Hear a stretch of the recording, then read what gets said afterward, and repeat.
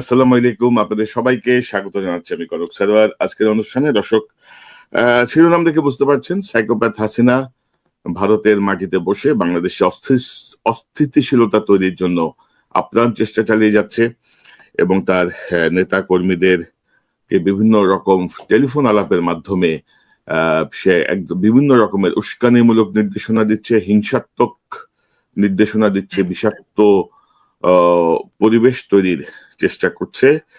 এবং ইতিমধ্যে আমরা জানতে পেরেছি যে এই ফোনালাপগুলো রেকর্ড করে শেখ হাসিনাই তার বিভিন্ন সূত্রে তিনি পাঠিয়ে দেন, যেন এটি মানুষের মধ্যে ছড়িয়ে পড়ে তার এই নির্দেশনাগুলো। তো এই বিষয়টি নিয়ে যেমন আমি একটু কথা বলবো, পাশাপাশি আওয়ামী লীগ সহ সনাতন ধর্মাবলম্বীদের কথা বলা হচ্ছে, যদিও ইসকন এবং আওয়ামী লীগ মিলে আগামীকাল ঢাকায় একটি বড় মেসাকার করার একটি প্রস্তুতির আভাস আমরা শুনতে পাচ্ছি। তো এই সার্বিক পরিস্থিতি মিলিয়ে আমরা আজকে কথা বলবো। আমরা আলোচনায় আজকে আমার সঙ্গে প্রথমবারের মতো যোগ দিচ্ছেন আপনাদের অত্যন্ত প্রিয় মানুষ, এবি পার্টির নেতা ব্যারিস্টার আসাদুজ্জামান ফুয়াদ। ব্যারিস্টার ফুয়াদ, আপনাকে স্বাগত জানাচ্ছি আজকের অনুষ্ঠানে। ধন্যবাদ কনক ভাই। অবশেষে আপনাকে পেলাম, আপনার সময়ের সাথে আমার সময়ের মিল হয় না, পাই না। তো ফুয়াদ ভাই, আপনি ইতিমধ্যেই হাসিনার যে টেলিফোনের যে আলাপ সেটি আপনি নিশ্চয়ই শুনেছেন। তো ইতিমধ্যে আমাদের দর্শকরা সবাই শুনছে। তো ধরেন, যে এই আমেরিকার বিরুদ্ধে হাসিনার এত কথা, আমেরিকাকে নিয়ে এত কথা বলার পরে এখন হাসিনার সঙ্গে প্রেসিডেন্ট ট্রাম্পের আপনার যোগাযোগ আছে, তিনি তাকে পাঠিয়ে দিবেন, এই যে ধরেন নোংরা রাজনীতির যে বিষয়গুলো আর কি, মানুষ ধরেন এতদিন অনুমান করতো অনেক কিছু কিছু দেখেছে মানুষ, এখন তার টেলিফোনে তার যে সাইকোপ্যাথিক যে মেন্টালিটি, এটি আবার সামনে আসছে। এই ফোন আলাপটাকে আপনি কিভাবে দেখেন? ট্রাম্পের ছবি দিয়ে একটা একটা সিচুয়েশন তৈরি করার চেষ্টা, পাশাপাশি গতকাল ইলিয়াস হোসেন তার চ্যানেলে একটি জুম মিটিং এর একটি অডিও প্রকাশ করেছে, যেখানে দেখা যাচ্ছে, বলা হচ্ছে যে সনাতনীরা 10 লক্ষ ঢুকবে, আওয়ামী লীগ 20 লক্ষ ঢুকবে, 30 লক্ষ মানুষ ঢাকায় ঢুকে ক্যান্টনমেন্টে হামলা করবে, সব জ্বালায় পড়ায় দেবে, ঢাকা বিশ্ববিদ্যালয় ধ্বংস করে দিবে, প্রাইভেট বিশ্ববিদ্যালয়ে অস্তিত্ব থাকবে না, ছাত্র বলে কিছু থাকবে না, এরকম একটা ব্যাপার তাদের অডিওতে বেরিয়ে এসছে। তো আপনি কিভাবে দেখেন ফুয়াদ ভাই, একটু শুনি আপনার কাছ থেকে। না, ধন্যবাদ কনক ভাই। আমার কাছে মনে হচ্ছে যে আসলে ডাক্তার দেখানো দরকার। তো ট্রাম্পের সাথে আপনার যোগাযোগ থাকলে আমি অনুরোধ করব যে আসলে ভালো মানসিক রোগের ডাক্তার আমেরিকা থেকে দিল্লি পাঠানো দরকার। এটাই হচ্ছে এই ধরনের একটা পলিটিক্যাল ডাইনোসর যাদেরকে বলি, যে মৃতপ্রায় রাজনৈতিক দল এবং তাদের যে নেতা, তাদের জন্য প্রযোজ্য আর কি। Fact of the matter is, গণ অভ্যুত্থান পরবর্তী রাজনৈতিক দলের ক্ষমতায় ফিরে আসার ইতিহাস নাই। এটা আমাদের ইতিহাসের সাথে যেমন সত্য কথা, এটা পৃথিবীর ইতিহাসের সাথে তেমন একটা সত্য কথা। বাংলাদেশে আপনি দেখেন 60-এর দশকে কি হয়েছে, 66-র 6 দফা, 69-এর ছোট আকারে গণ অভ্যুত্থান, অথবা 70-এর নির্বাচন। তারপরে দেখেন মুসলিম লীগ কিন্তু রাজনীতি থেকে নাই হয়ে গেছে। যেই মুসলিম লীগের নেতৃত্বে ঢাকা বিশ্ববিদ্যালয় প্রতিষ্ঠা, বঙ্গভঙ্গ আন্দোলন, পাকিস্তান আন্দোলন, আওয়ামী লীগের তুলনায় মুসলিম লীগের জাতীয় কন্ট্রিবিউশন, অবদান কিন্তু ঐতিহাসিক, অনেক বেশি। যদি ইতিহাসের ল্যান্ডস্কেপে দেখেন, সেই মুসলিম লীগ আমাদের এই অঞ্চল থেকে নাই হয়ে গেছে রাজনীতিতে। তো আজকের বাস্তবতায় যেটা হচ্ছে, নেজাম ইসলাম পার্টি আর একটা দেখেন, যুক্তফ্রন্টের 1954-এর নির্বাচনে সে প্রধান বিরোধী দল ছিল। সে নেজাম ইসলাম পার্টি আজকে অনেক ভাগ টাগ হয়ে খুব ছোট একটা দলে, ধর্মীয় দলে পরিণত হয়েছে। তো সেই বাস্তবতায় আপনি 90-এর স্বৈরাচার বিরোধী আন্দোলনে দেখেন এরশাদ কোথায়, জাতীয় পার্টি ভেঙে 6 টুকরা হয়ে আছে, 8 টুকরা হয়ে আছে। তাদের ভাই ভাবির যে দুষ্ট রাজনীতি, এই রাজনীতি একটা টম অ্যান্ড জেরির কার্টুনে পরিণত হয়েছে। তো সেইখানে হচ্ছে এখন বর্তমান বাস্তবতায় 24-এর গণ অভ্যুত্থানের পরে এই পলিটিক্যাল ডাইনোসর হয়ে যাবার নতুন দল তৈরি হয়েছে, সেটা হচ্ছে আওয়ামী লীগ, জাতীয় পার্টি এবং তার 14 দল।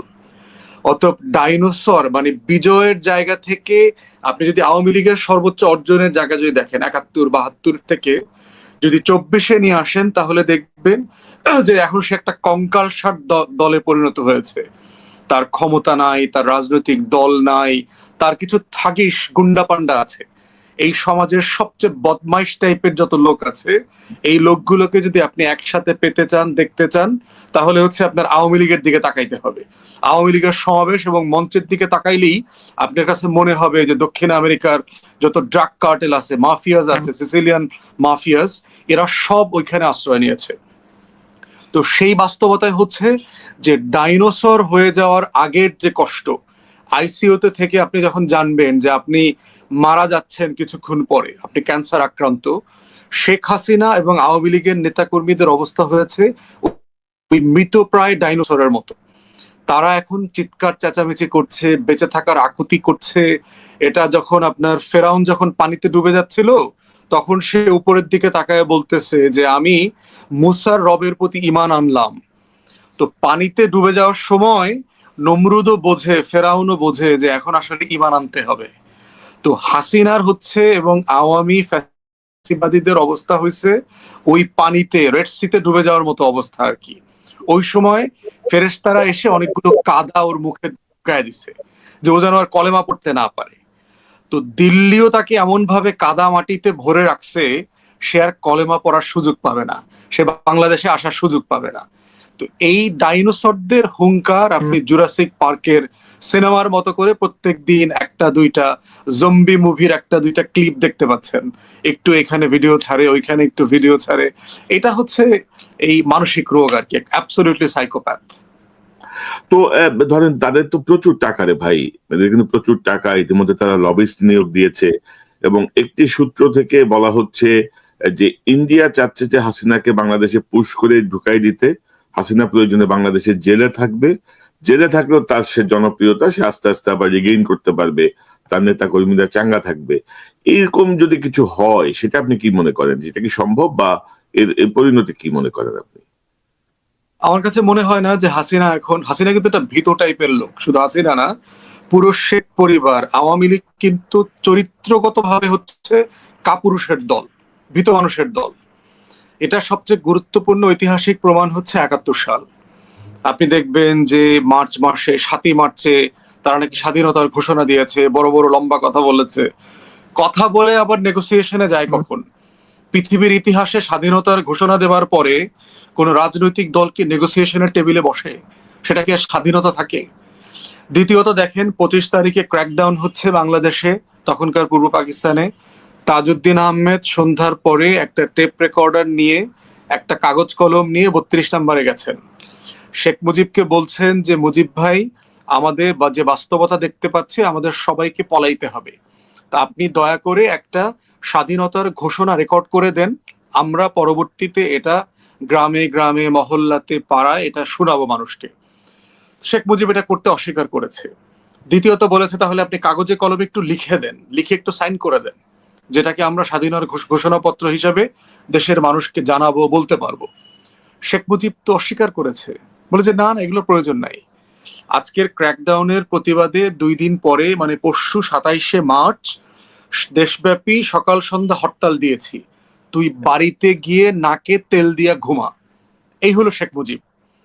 সেলফ সারেন্ডার করেছে, সেনাবাহিনীর সাথে ডেকে এনে নিজে পালানোর ব্যবস্থা করেছে এবং তার পরিবারের সকল নিরাপত্তা কিন্তু পাকিস্তান সেনাবাহিনীর কাছে ছিল পুরো ৯ মাস। ১৫০০ টাকা করে মুজিব ভাতা পাইতো। তার বাচ্চা, শেখ হাসিনার বাচ্চা হইছে কিন্তু ক্যান্টনমেন্টে, হাসপাতালে। এর পুরো আনা নেওয়ার খরচ পাতি, ট্রান্সপোর্ট সবকিছু পাকিস্তানি বাহিনী করেছে। যুদ্ধ কোথায় করলো? কে যুদ্ধ করেছে? আওয়ামী লীগের নেতা। আওয়ামী লীগের তখন ৭০ সালে নির্বাচিত এমএলএ ছিল এম এ মোহাইমেন। ঢাকা, আগরতলা, মুজিবনগরে সে পরিষ্কার করে বলেছে যে আওয়ামী লীগের কোনো প্রমিনেন্ট নেতা, পরিচিত পদস্থ কোনো নেতা যুদ্ধ করে নাই। তাহলে আওয়ামী লীগ একটা কাপুরুষের দল, এটা কিন্তু বুঝতে হবে। সে হচ্ছে ঐতিহাসিকভাবেই দেখবেন যে অন্যের এজেন্ডা হাইজ্যাক করা, অন্যের রাজনীতি হাইজ্যাক করা, অন্যের ইস্যু হাইজ্যাক করে নিজে কিভাবে ক্ষমতায় যাওয়া যায় সেই রাজনীতিটা সে বরাবর করেছে। এবং এই স্যাবোটাজের রাজনীতিতে হইল তার পিএইচডি করা। আপনি দেখেন ৯০-এর দশকে জামাতের কেয়ারটেকার আন্দোলনটা সে হাইজ্যাক করেছে, হাইজ্যাক করে সে রাজনীতিটা করলো জামাতকে দিয়ে। জামাত শিবিরের সাথে ব্যাপক সংঘর্ষ, মারামারি সারা দেশে, ১৭৩ দিন হরতাল, সবকিছু করেছে। এরপরে দেখেন লগি বৈঠাতে আওয়ামী লীগের নেতা কর্মীরা কেউ মারামারি করেছে? করে নাই। বস্তি থেকে লোক ভাড়া করে এনে মারামারি করেছে। সারা বাংলাদেশে দেখেন গত জুলাই আগস্টে ছাত্রলীগ আওয়ামী লীগের লোকজন কিভাবে কুকুরের মতো লেজ গুটায় পালাইছে। কোথাও তো একটা মিছিল করে নাই। বঙ্গবন্ধু এভিনিউতে ৩২ নম্বরে যখন বাড়ি ঘর পোড়ায় দিচ্ছে আওয়ামী লীগের নেতাদের, কোথায় একটা মিছিল করেছে? তো ৭৫-এর সময় দেখেন যখন শেখ মুজিবকে সপরিবারে মেরে ফেলছে, সারা ঢাকা শহরে একটা মিছিল প্রতিবাদ করেছে? কেউ করেছে? যেই খন্দকার মোশতাক আওয়ামী লীগের ক্যাবিনেটে শেখ মুজিবের ক্যাবিনেটের মন্ত্রী ছিল, সেই ক্যাবিনেট থেকে ২১ জন এসে, বাকশাল থেকে এসে আপনার খন্দকার মোশতাকের অধীনে মন্ত্রিসভায় অংশগ্রহণ করেছে, শপথ নিয়েছে। তো ঐতিহাসিক ভাবে কিন্তু আওয়ামী লীগের নেতা কর্মীরা একটা কাপুরুষ এবং প্রচন্ড ভীরু প্রকৃতির, মানে বাকাওয়াস টাইপের লোক। দেখবেন মাইকের সামনে ব্যাপক চিৎকার চেঁচামেচি করবে, গোল টেবিলে সোফাতে বসে দেখবেন একটা বেয়াদব আওয়ামী লীগ 10টার সাথে একসাথে তর্ক করবে, তার গলার ভয়েসটা এরকম। কিন্তু ঐতিহাসিক বাস্তবতা হচ্ছে আওয়ামী লীগ প্রচন্ড কাপুরুষের দল। সে ৭৫ পরবর্তী দিল্লির সহায়তা নিয়ে এই দেশে আসছে। কাদের সিদ্দিকে দেখেন, একটা ভুয়া বঙ্গবীর, একটা দালাল, দিল্লির দাসত্ব করেছে ৭৫ থেকে ৮১। সেই দালালরা কোথায়? মুক্তিযুদ্ধ এই মুজিব কোট পরা পেঙ্গুইনরা কোথায়? দামি সংসদে ১৪তে ১৮তে এই কালো কোটধারী পেঙ্গুইনরা মিছিল করলো তো কয়েক হাজার লোক হইতো। পেঙ্গুইনরা কোথায়? কোনো পেঙ্গুইন দেখতে পাচ্ছি না তো বাংলাদেশে। তাহলে এই বাস্তবতায় কালকে বাংলাদেশে কিছুই হবে না। এই ধরনের হুঙ্কার, লক্ষ লক্ষ লোকের সমাবেশ একটা রাষ্ট্রের কাছে এইটা কচু পাতার পানি। এটা এরকম করে চলে যাবে, এরকম। আর ফুয়াদ ভাই ধরেন আমরা ছাত্রলীগকে তো দেখেছি পুলিশ প্রহরায় তারা যা শক্তি দেখানো পুলিশকে নিয়ে দেখিয়েছে।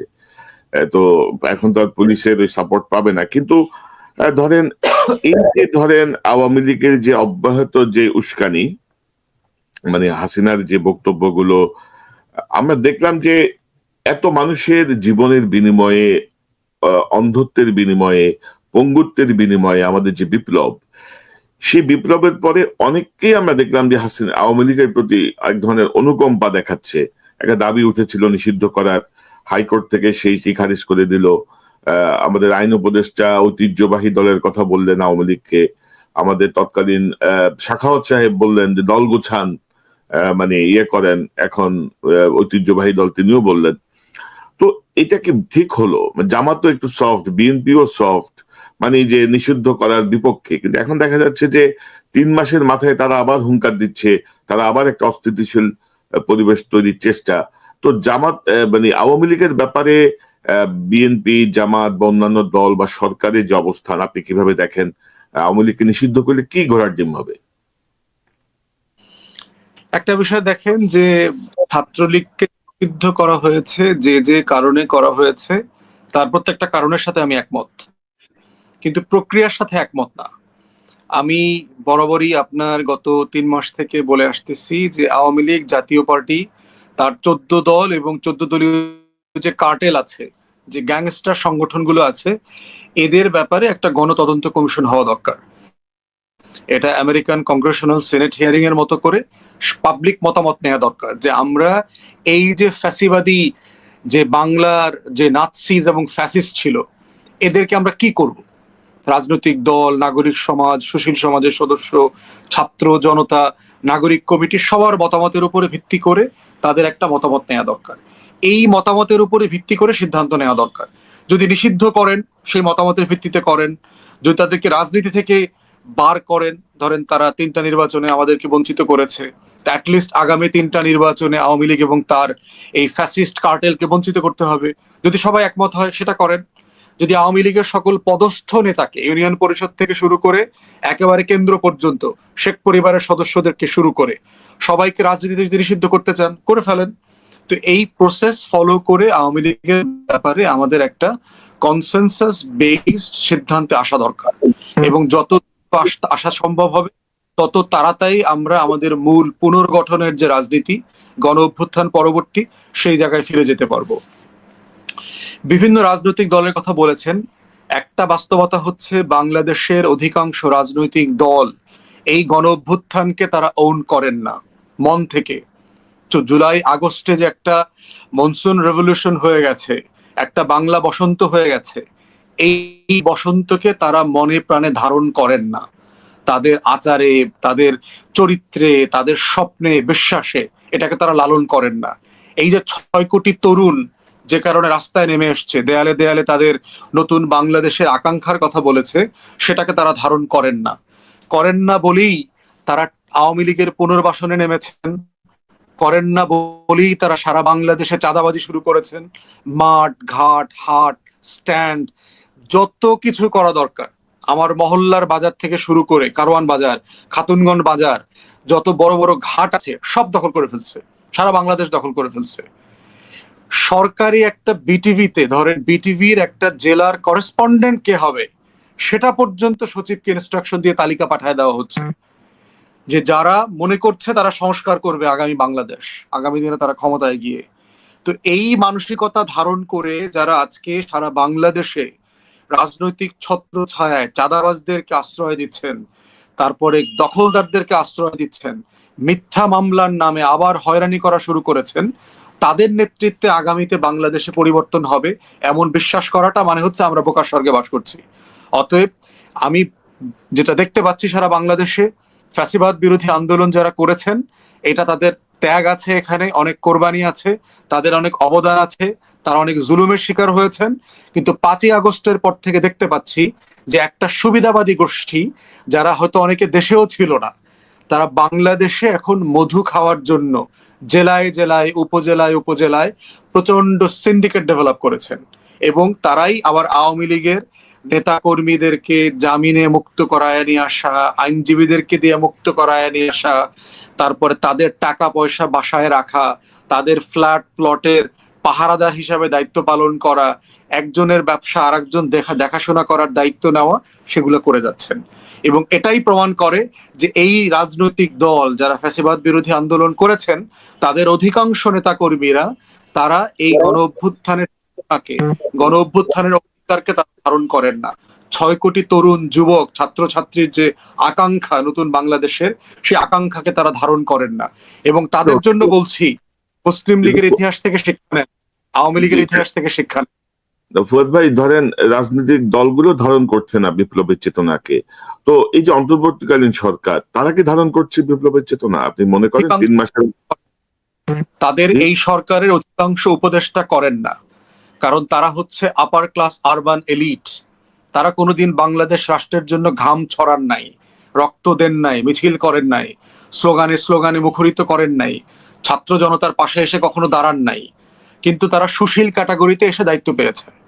অতএব তাদেরকে আমরা বারবার এটা মনে করায় দিচ্ছি যে আপনাদের থেকেও কিন্তু যোগ্য মানুষ এই রাষ্ট্রে ছিল। আপনাদেরকে আমরা আল্লাহর ওয়াস্তে দায়িত্ব দিয়েছি দেখার জন্য যে আপনারা দায়িত্ব পালন করতে পারছেন কিনা। এবং যে কারণে দেখেন, এই যে আমাদের অনেক উপদেষ্টার ব্যাপারে এখন প্রচন্ড সমালোচনা হচ্ছে, তাদের পারফরমেন্স ভালো না, তাদের ডেলিভারি ভালো হচ্ছে না, তারা সমস্যাগুলোকে অ্যাড্রেস করতে পারছেন না, এবং এই কারণে রাষ্ট্রে সেবা এবং আমাদের জনগণের যে ভোগান্তি, সেখানে অনেক ঘাটতি পরিলক্ষিত হচ্ছে। তো তাহলে ধরেন 7 জন এনজিও, 7 জন সচিব, 21 জনের মধ্যে 14 জনের এই হচ্ছে অবস্থা। তো কি এই সরকার কি বিপ্লবী সরকার, বা কি পরিবর্তন চান আপনি? তারা যদি ধারণ নাই করেন 3 মাস, তাদেরকে তো আর ধরেন বছরের পর বছর সময় দেওয়া যাবে না। মানে তারা হেলে দুলে দুলকি চালে চলবেন, হেলে দুলে কাজ করবেন, সংস্কার কমিশন বানাবেন, মিটিং করবেন, চিঠি লিখবেন, এভাবে তো আর হবে না বিপ্লবের স্পিরিট। তো আপনার পরামর্শ কি চান আপনি? দেখেন, এক্সাম্পল দেই, সুইজারল্যান্ডে যে ঘটনাটা ঘটলো আপনার, ওখানকার জি। দূতাবাস আওয়ামী লীগের নেতাকর্মীদেরকে ডেকে এনে পরিকল্পিতভাবে একজন উপদেষ্টাকে যেভাবে হেনস্থা করলেন, এখন পর্যন্ত অ্যাম্বাসেডার এবং ওখানকার পলিটিক্যাল কাউন্সিলকে ডিসমিস করা হলো না কেন? এটা তো 2 ঘন্টার ব্যাপার, রিকল করা হলো না কেন? কারণ এই দূতাবাস তো এই প্রথমবারের মতো না। এর আগে আমরা দেখেছি মানবাধিকার কমিশন থেকে শুরু করে অনেক জেনেভার অনেক মিটিং এ তারা দূতাবাসের পক্ষ থেকে আওয়ামী লীগের নেতা কর্মীদেরকে পাস ইস্যু করেছে, যারা সেই মিটিং গুলোতে গিয়ে প্রচন্ড হই হট্টগোল করেছে এবং প্রচন্ড অভদ্র আচরণ করেছে, যে বাংলাদেশে যারা মানবাধিকার নিয়ে কাজ করেন তাদের ব্যাপারে কোনো অ্যাকশন নাই কেন? দ্বিতীয়ত দেখেন, আপনি ইউনাইটেড নেশনস এর হিউম্যান রাইটস কমিশনের যে চিফ ভলগার টার্ক আসছিলেন গত কয়দিন আগে, গত 3 মাস থেকে আপনাদেরকে আমরা বারবার বলছি যে গুম, খুন, গণহত্যা, মানবাধিকার লঙ্ঘন এবং যুদ্ধাপরাধ অথবা ধরেন এই গণহত্যা এবং মানবতা বিরোধী অপরাধের যে বিচার চলছে, সেখানে আমাদের জাতিসংঘের পক্ষ থেকে টেকনিক্যাল অ্যাসিস্ট্যান্স দরকার। তারা সাহায্য দিতে চায়, তারা টেকনিক্যাল অ্যাসিস্ট্যান্স দিতে চায়, তারা এক্সপার্টদেরকে দিতে চায়, তারা আমাদের আইসিটি এবং এই ট্রায়াল প্রসেস গুম কমিশনকে সাহায্য করতে চায়। তাহলে আপনি অফিস করতে দিচ্ছেন না কেন এখনো? পররাষ্ট্র উপদেষ্টা নিজে পরিকল্পিতভাবে, এবং তার কিছু চেলা চামুন্ডা আছে, পররাষ্ট্র সচিব, এডিশনাল সেক্রেটারি, রিয়াজ হামিদুল্লাহ টাইপের কিছু লোকজন আছে মিনিস্ট্রিতে, এরা সবাই মিলে দিল্লিকে কিভাবে খুশি করা যায়, আওয়ামী লীগকে কিভাবে পুনর্বাসন করা যায় সেই প্রজেক্টে কাজ করছে। কারণ দিল্লি চায় না, আওয়ামী লীগ চায় না এখানে মানবাধিকার কমিশনের অফিস হোক। তাহলে এখানে যুদ্ধাপরাধ অথবা গণহত্যার বিচার হবে, মানবতা বিরোধী অপরাধগুলোর বিচার হবে, গুম, খুন এবং মানবাধিকার লঙ্ঘনের বিচার হবে, এবং এটার মধ্য দিয়ে আওয়ামী লীগের রাজনীতি বাংলাদেশ থেকে নাই হয়ে যাবে। এই প্রকল্পটা তারা বাস্তবায়ন করতে চায়। ভলগার টার্কের সাথে পররাষ্ট্র উপদেষ্টার 1 ঘন্টার মিটিং ছিল, উনি 15 মিনিট মিটিং করে উঠে গেছেন। কেন? দিল্লির নাম শুনলে দেখবেন আমাদের তৌহিদ হোসেনের গলা শুকায়া যায়। এই ধরনের ভীরু কাপুরুষ কে আমরা পররাষ্ট্র উপদেষ্টা হিসেবে দেখতে চাই না, যিনি অ্যাকশন নিতে পারেন না। আপনি দেখবেন যে একটা মহিলাকে মেক্সিকো থেকে এনে লন্ডনের হাই কমিশনার করেছে। তিনি নিজের টাকায় শেখ মুজিবের অসমাপ্ত আত্মজীবনী স্প্যানিশ ভাষায় ট্রান্সলেট করে ওইখানে দেশগুলোতে বিতরণ করেছেন। দালালি। এই মহিলাকে আপনি ডিসমিস না করে কেন লন্ডনে হাই কমিশনার করলেন? আপনি কদিন আগে দেখেছেন যে ব্রুনাই না যেন ওমানে, আপনার এখান থেকে একটা ক্লিপে আমরা দেখলাম যে জি ওখানকার যে অ্যাম্বাসির কর্মকর্তারা আছেন, তারা আমাদের শ্রমিক ভাই বোনদেরকে ব্রুটালি নির্যাতন করছেন। আপনি এখনো তাদেরকে দৃষ্টান্তমূলক শাস্তি কেন দিলেন না? তাদেরকে ডিসমিস করলেন না? যিনি মেরেছেন তিনি এখন নির্বাচন কমিশনের সচিব শফিউল আজিম। রাইট। তাহলে তাকে প্রমোশন দেওয়া হয়েছে। এরপরে হচ্ছে আপনি এই আরব আমিরাতে আমাদের যে 57 প্রবাসী ভাইদেরকে যে গ্রেফতার করা হইলো, এটার উস্কানি কে দিয়েছে? ওখানকার যে কর্মকর্তা ছিল সে দিয়েছে। তিনি বক্তব্য দিয়েছেন পাবলিকলি, ওখানে সরকারকে ইনফর্ম করেছেন এবং আইডি দিয়েছেন যে এরা সরকারের বিরুদ্ধে ষড়যন্ত্র করছে। তাকে কেন ডিসমিস করলেন না? তাহলে পররাষ্ট্র উপদেষ্টার কাজ কি আসলে? আপনি ভিজিবলি কি করেছেন গত 3 মাসে? আপনার মেয়ের বাচ্চা হবে লন্ডনে, ওখানে গিয়ে আপনি 2 মাস কাটায় আসেন কেন? আমাদের এগুলো প্রক্সি মিটিং, এগুলো আমরা বুঝি না?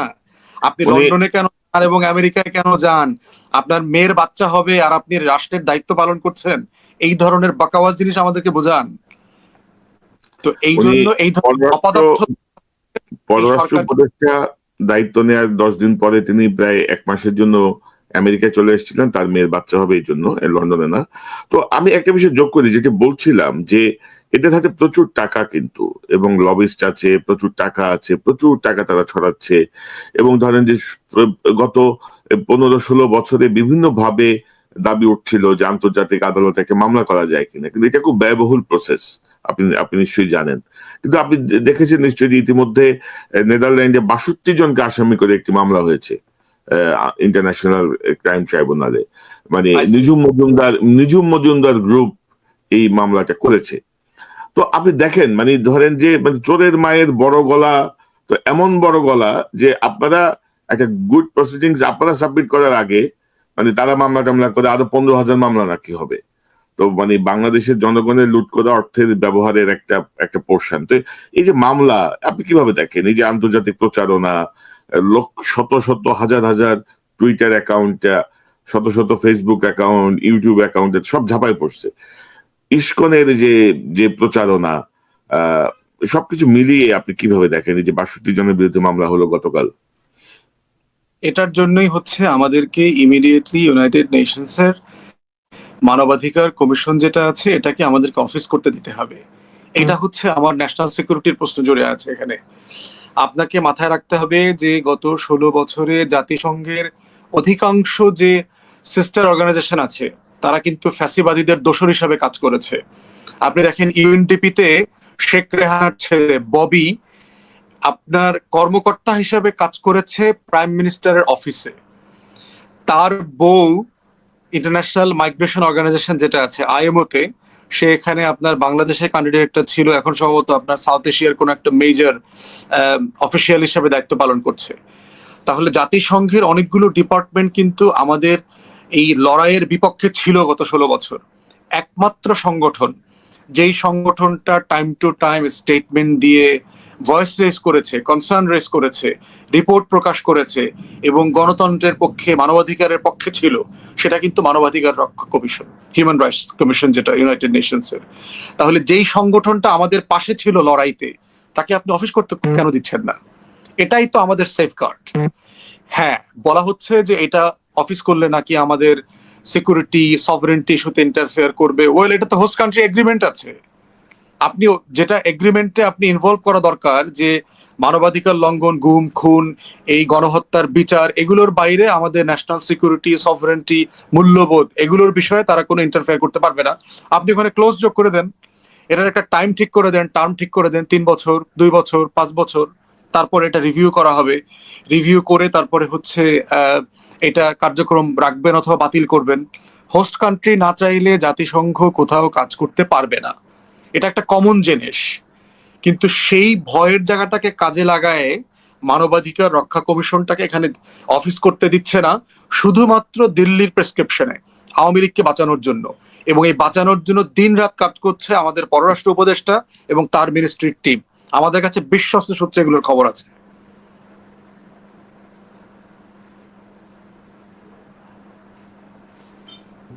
মানে ভারত ইস্যুতে তহিদ হোসেনের বডি ল্যাঙ্গুয়েজ শো করে যে তিনি অসহায়ত্ব, তার বডি ল্যাঙ্গুয়েজে প্রকাশ পায় কিন্তু ভারতের ব্যাপারে তহিদ হোসেন কথা গণ অভ্যুত্থানের পরবর্তীতে কোনো কাপুরুষকে উপদেষ্টা হিসেবে দেখতে চাই না আমরা।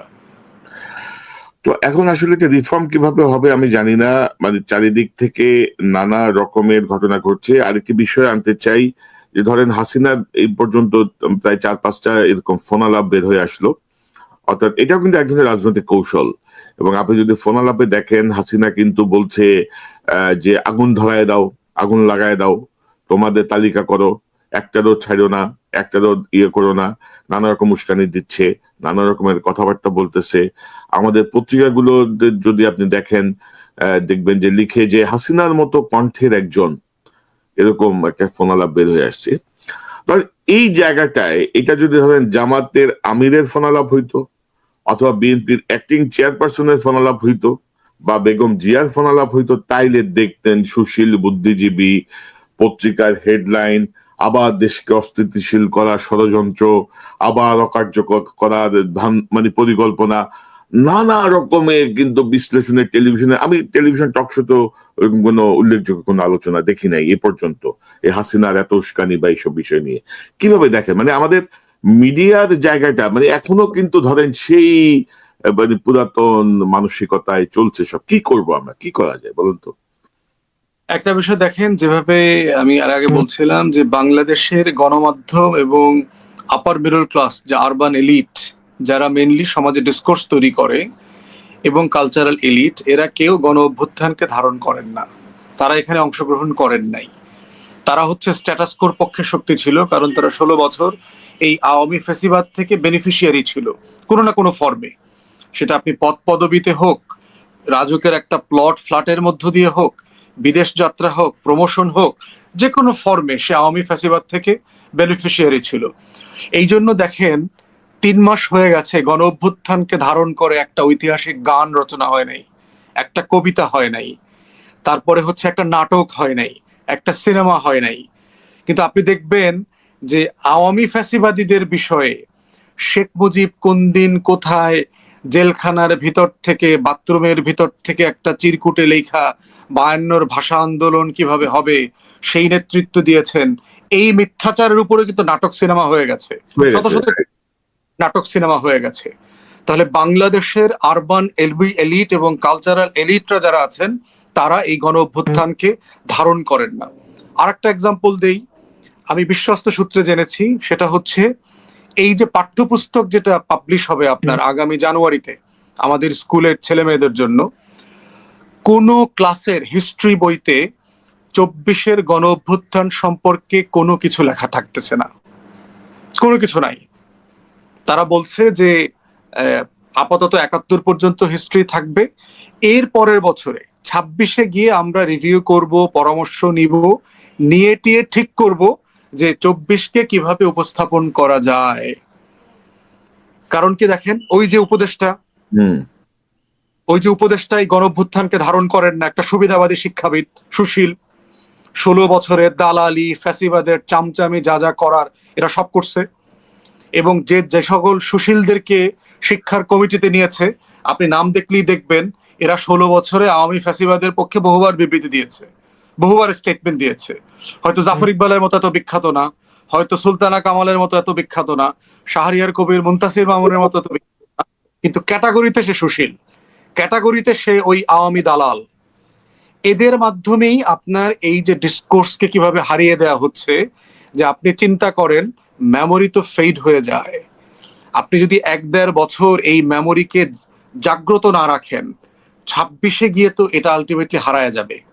এবং তারা বুঝতেছে হয়তো হাসিনা ফিরে আসবে অথবা সরকার পরিবর্তন হবে, তখন এই আলোচনাটা করার প্রয়োজন হবে না। অথচ এটাই তো সবচেয়ে গুরুত্বপূর্ণ উপাদান ছিল, যে এইবার পাঠ্যপুস্তকের কেন্দ্রবিন্দু হইতে হবে গণ অভ্যুত্থান। বাংলাদেশের টোটাল কারিকুলাম পরিবর্তন হয়ে যেতে হবে গণ অভ্যুত্থানকে কেন্দ্র করে। প্রয়োজনে বই প্রকাশ 2 মাস পিছায় দিতে হবে, মার্চে চলে যাবে, 3 মাস পিছাবে। অটো পাস করার নাই, কোভিডের সময় স্কুল কলেজ বছরের পর বছর, মাসের পর মাস বন্ধ থাকে নাই, তো বই প্রকাশ 2 মাস পিছাইলে কি সমস্যা হবে? কিছুই হবে না। তো এই জন্য আমরা বলছি যে এই অধিকাংশ উপদেষ্টা এবং যে সুশীল এবং আমলাদের ভিতরে যে বাটপার আওয়ামী ফ্যাসিবাদরা আছে, এরা সবাই মিলে এই গণ অভ্যুত্থানকে কিভাবে আমাদের মেমোরি থেকে মুছে দেওয়া যায় এটার জন্য দিনরাত কাজ করছে। ওই যে নিজম মজুমদারের মতো একটা ছোট লোকের নাম বললেন, এই ছোট লোক কিন্তু একই ক্যারেক্টারের লোক, টাউটামি, বাটপারি, যত কিছু আছে। মানে সে হেন কোনো মানে ক্রিমিনাল কাজ নাই যা সে করে নাই তার জীবনে। তো এটা তার রুজি। অতএব এই যে বিচারের নামে যে সে কাজটা করছে এখন আইসিসিতে, এটা হলো তার একটা project, Awami project. Awami project মানে হচ্ছে লুটপাটের প্রজেক্ট, ডিজিটাল বাংলাদেশ প্রজেক্ট। তো এখন বিচার প্রক্রিয়ার একটা প্রজেক্ট সে বানাইছে।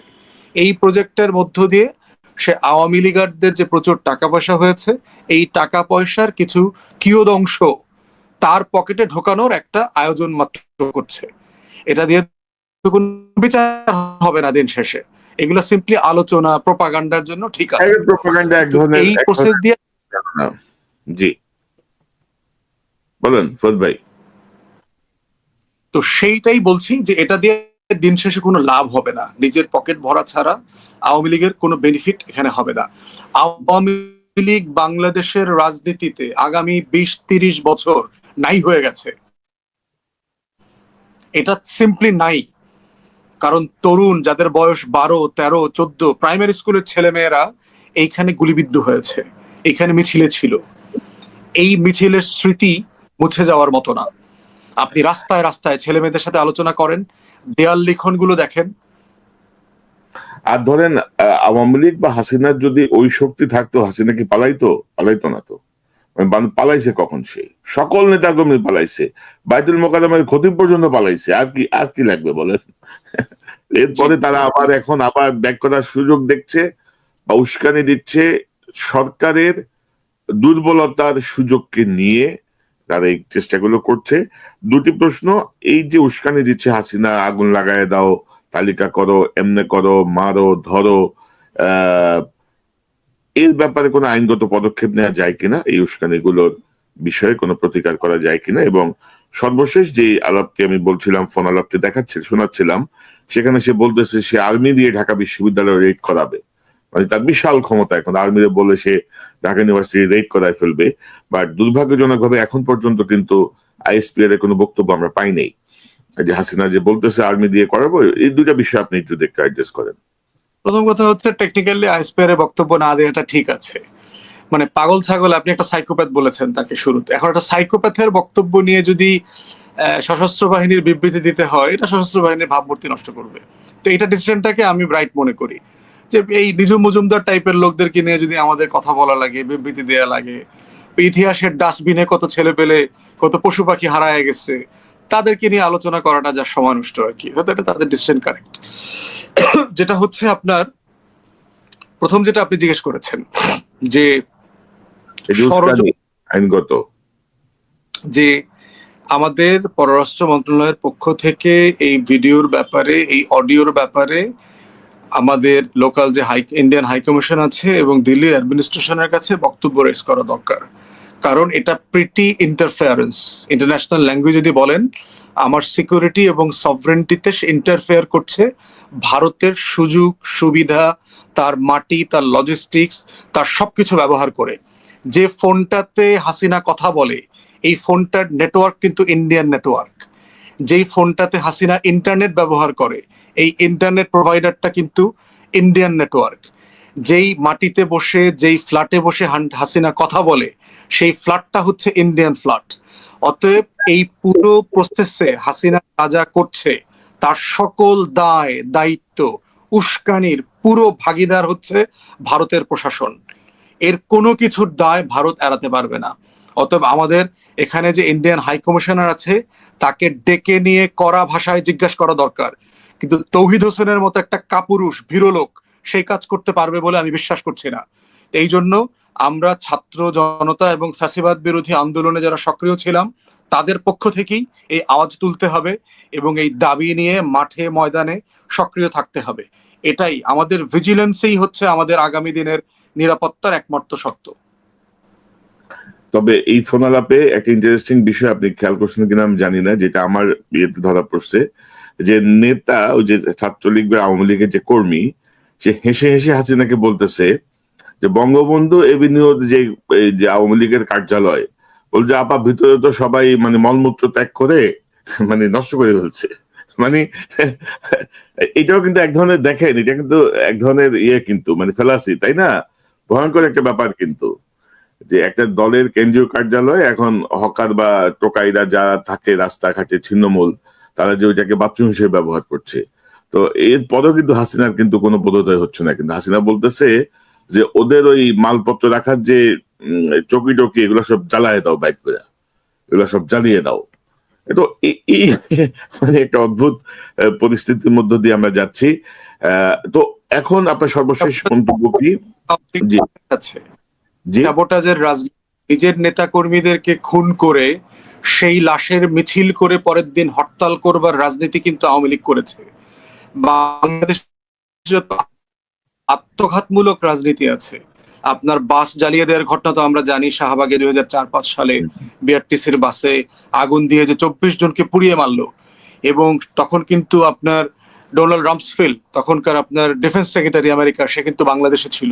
তার সাথে পরের দিন খালেদা জিয়ার, তখন প্রাইম মিনিস্টারের মিটিং হবার কথা, পরের দিন আওয়ামী লীগ হরতাল দিয়েছে ওই ঘটনার প্রেক্ষিতে, প্রমাণ করবার জন্য যে আমেরিকার ডিফেন্স মিনিস্টারকে নিরাপত্তা দিতে পারে না সেই সরকারের সাথে আমেরিকা কেন সম্পর্ক রাখবে। অতএব আওয়ামী লীগের নেতাকর্মীরাই কিন্তু এটা 111-এর সময় স্বীকার করেছে। শেখ সেলিম, ওবায়দুল কাদের কিন্তু বলেছে যে নানক, মির্জা আজম, আপনার সাইদ খোকন, পঙ্কজ, এই মানুষগুলো এই কাজের সাথে জড়িত ছিল। অতএব এই আত্মঘাতমূলক রাজনীতিতে কিন্তু আওয়ামী লীগ ওস্তাদ। এই জন্য হাসিনা যে বলছে না, এটা কিন্তু তার অরিজিনাল চরিত্র। আমরা যারা মতিউর রহমান রেন্টুর বই পড়েছি, আমার ফাঁসি চাই, সেখানে কিন্তু এরকম অজস্র আত্মঘাতমূলক ঘটনার বিবরণ তিনি দিয়েছেন। অতএব জ্বালায়া দাও, পোড়ায়া দাও, তারপরে আমি দেখাবো, রাজনীতি করব, ট্রাম্পের কাছে ছবি পাঠাবো। তো এটা একটা বড় ইন্টারেস্টিং ব্যাপার আর কি। একটা গল্প কতটুকু এটা হচ্ছে যে আপনার মোনায়েম খান তখন পাকিস্তানের গভর্নর, সে পাবনাতে যে একটা পাগলের হাসপাতাল আছে না, ওটা ভিজিট করতে গেছেন। তো হাসপাতাল কর্তৃপক্ষ যত পাগল আছে সবাইকে লাইন ধরে দাঁড় করাইছেন। তো মোনায়েম খান এসে ওই কথা বলছেন, সালাম দিচ্ছেন, খোঁজ খবর নিচ্ছেন। তো একজন পাগল জিজ্ঞেস করতেছে আপনি কে? তো মোনায়েম খান বলতেছেন যে আমি তো পাকিস্তানের গভর্নর। তো পাগল বলতেছে আমি এক সময় ছিলাম, আপনি এখানে কয়দিন থাকেন, আপনিও ঠিক হয়ে যাবেন।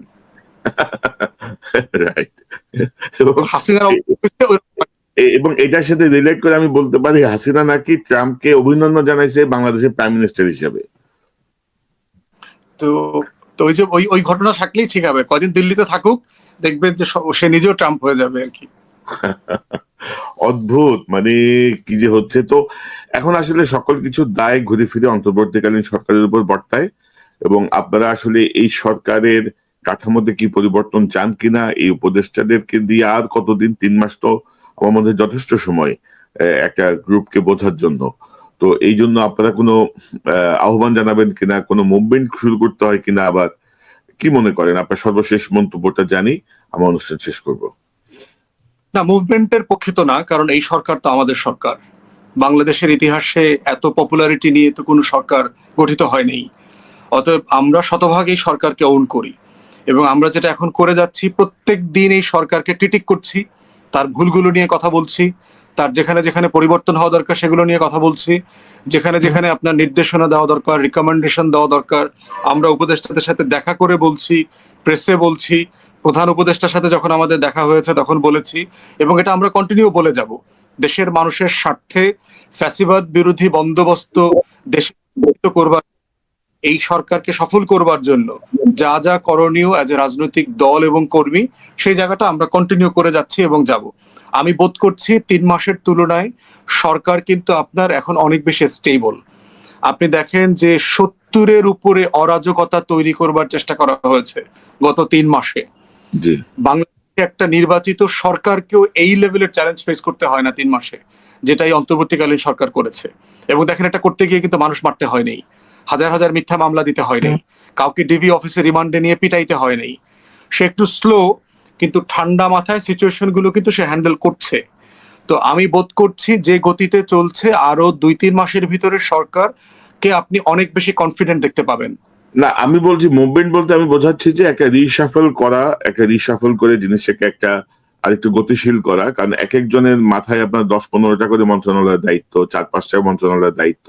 অনেকে ক্যাপাবল না, ইতিমধ্যে প্রমাণিত হয়েছে, তাদেরকে বাদ দেয়া, নতুন গ্রুপকে ঢোকানো।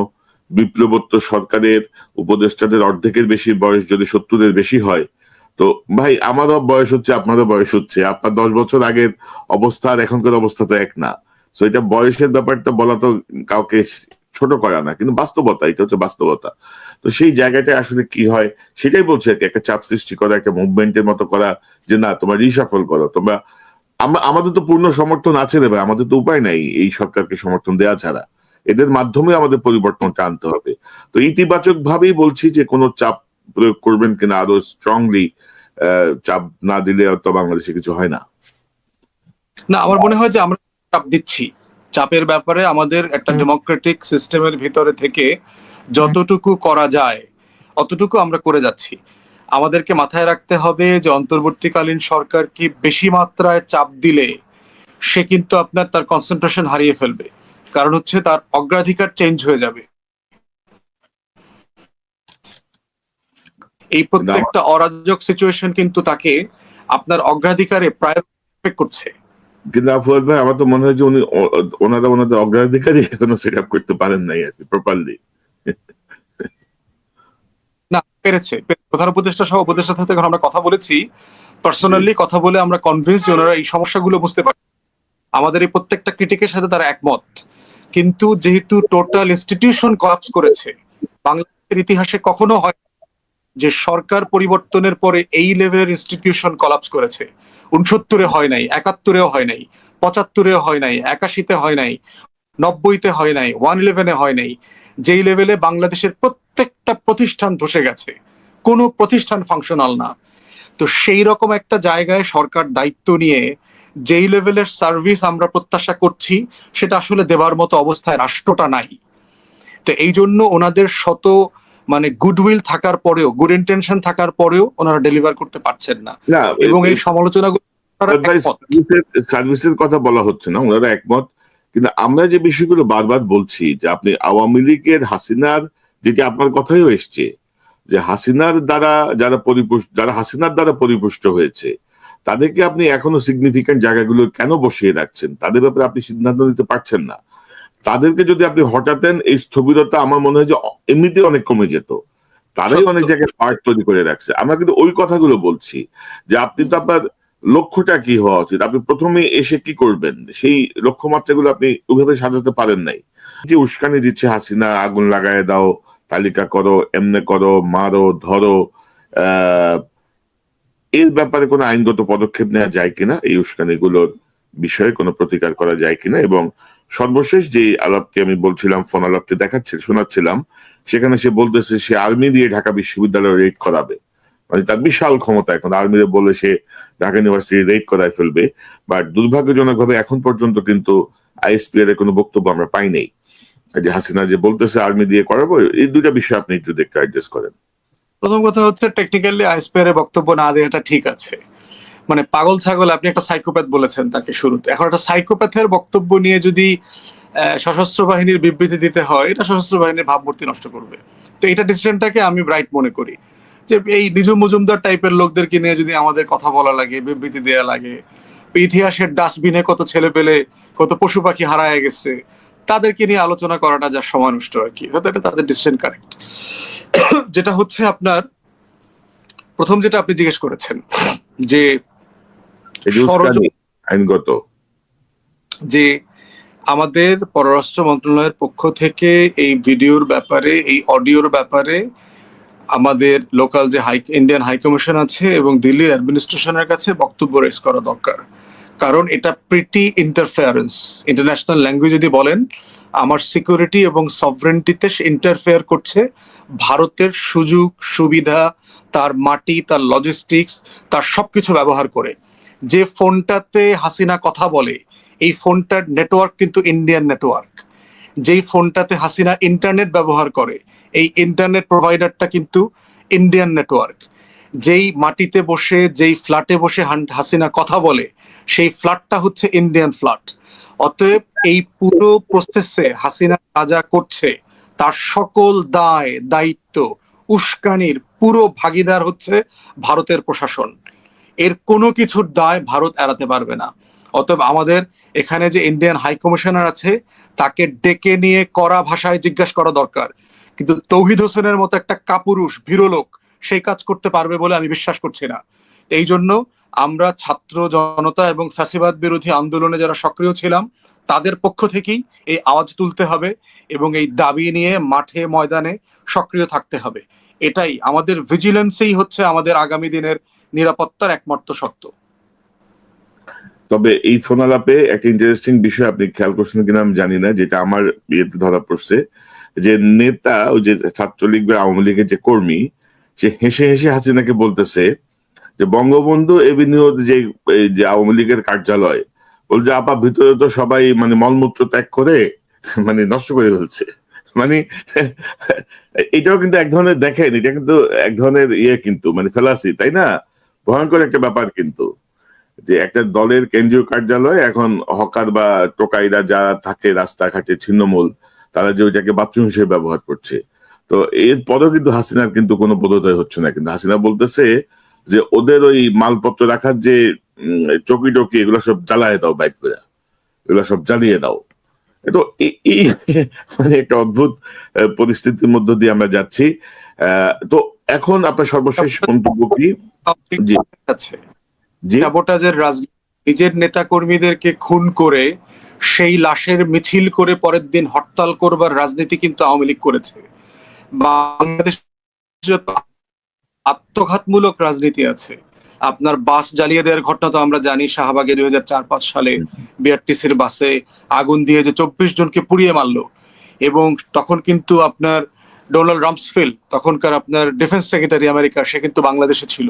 তার সাথে পরের দিন খালেদা জিয়ার, তখন প্রাইম মিনিস্টারের মিটিং হবার কথা, পরের দিন আওয়ামী লীগ হরতাল দিয়েছে ওই ঘটনার প্রেক্ষিতে, প্রমাণ করবার জন্য যে যে আমেরিকার ডিফেন্স মিনিস্টারকে নিরাপত্তা দিতে পারে না, সেই সরকারের সাথে আমেরিকা কেন সম্পর্ক রাখবে। অতএব আওয়ামী লীগের নেতাকর্মীরাই কিন্তু এটা 111-এর সময় স্বীকার করেছে।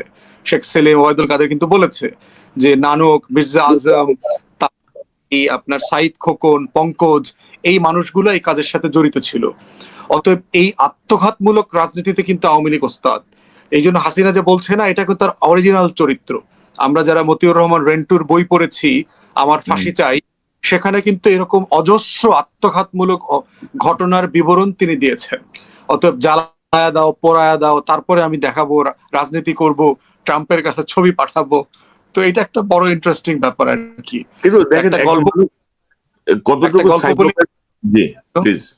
এটা হচ্ছে যে আপনার মোনায়েম খান তখন পাকিস্তানের গভর্নর, সে পাবনাতে যে একটা পাগলের হাসপাতাল আছে না, ওটা ভিজিট করতে গেছেন। তো হাসপাতাল কর্তৃপক্ষ যত পাগল আছে সবাইকে লাইন ধরে দাঁড় করাইছেন। তো মোনায়েম খান এসে ওই কথা বলছেন, সালাম দিচ্ছেন, খোঁজ খবর নিচ্ছেন। তো একজন পাগল জিজ্ঞেস করতেছে আপনি কে? তো মোনায়েম খান বলতেছেন যে আমি তো পাকিস্তানের গভর্নর। তো পাগল বলতেছে আমি একসময় ছিলাম, আপনি এখানে কয়দিন থাকেন আপনিও ঠিক হয়ে যাবেন। রাইট। তো হাসিনার অবস্থা ওইরকম। এবং এটার সাথে রিলেট করে আমি বলতে পারি হাসিনা নাকি ট্রাম্পকে অভিনন্দন জানাইছে বাংলাদেশের প্রাইম মিনিস্টার হিসেবে। তো তো ওই যে ওই ওই ঘটনা থাকলেই ঠিক হবে, কয়দিন দিল্লিতে থাকুক, দেখবেন যে সে নিজেও ট্রাম্প হয়ে যাবে আর কি। অদ্ভুত, মানে কি যে হচ্ছে। তো এখন আসলে সকল কিছুর দায় ঘুরে ফিরে অন্তর্বর্তীকালীন সরকারের উপর বর্তায়, এবং আপনারা আসলে এই সরকারের কাঠামোতে কি পরিবর্তন চান কিনা, এই উপদেষ্টাদেরকে দিয়ে আর কতদিন, 3 মাস তো আমার মধ্যে যথেষ্ট সময় একটা গ্রুপকে বোঝার জন্য। তো এই জন্য আপনারা কোনো আহ্বান জানাবেন কিনা, কোনো মুভমেন্ট শুরু করতে হয় কিনা, আবার কি মনে করেন? আপনার সর্বশেষ মন্তব্যটা জানি, আমার অনুষ্ঠান শেষ করব। না, মুভমেন্টের পক্ষে তো না, কারণ এই সরকার তো আমাদের সরকার। বাংলাদেশের ইতিহাসে এত পপুলারিটি নিয়ে তো কোনো সরকার গঠিত হয়নি। অতএব আমরা শতভাগ এই সরকারকে ওন করি, এবং আমরা যেটা এখন করে যাচ্ছি প্রত্যেক দিন এই সরকারকে ক্রিটিক করছি, তার ভুলগুলো নিয়ে কথা বলছি, তার যেখানে যেখানে পরিবর্তন হওয়া দরকার সেগুলো নিয়ে কথা বলছি, যেখানে যেখানে আপনার নির্দেশনা দেওয়া দরকার, রিকমেন্ডেশন দেওয়া দরকার আমরা উপদেষ্টাদের সাথে দেখা করে বলছি, প্রেসে বলছি, প্রধান উপদেষ্টার সাথে যখন আমাদের দেখা হয়েছে তখন বলেছি, এবং এটা আমরা কন্টিনিউ বলে যাব। দেশের মানুষের স্বার্থে ফ্যাসিবাদ বিরোধী বন্দোবস্ত দেশে করবার, এই সরকারকে সফল করবার জন্য যা যা করণীয় অ্যাজ এ রাজনৈতিক দল এবং কর্মী, সেই জায়গাটা আমরা কন্টিনিউ করে যাচ্ছি এবং যাব। আমি বোধ করছি 3 মাসের তুলনায় সরকার কিন্তু আপনার এখন অনেক বেশি স্টেবল। আপনি দেখেন যে 70-এর উপরে অরাজকতা তৈরি করবার চেষ্টা করা হয়েছে গত 3 মাসে। জি। বাংলাদেশে একটা নির্বাচিত সরকারকেও এই লেভেলের চ্যালেঞ্জ ফেস করতে হয় না 3 মাসে, যেটাই অন্তর্বর্তীকালীন সরকার করেছে। এবং দেখেন এটা করতে গিয়ে কিন্তু মানুষ মারতে হয় নাই, হাজার হাজার মিথ্যা মামলা দিতে হয় নাই, কাউকে ডিবি অফিসে রিমান্ডে নিয়ে পিটাইতে হয় নাই।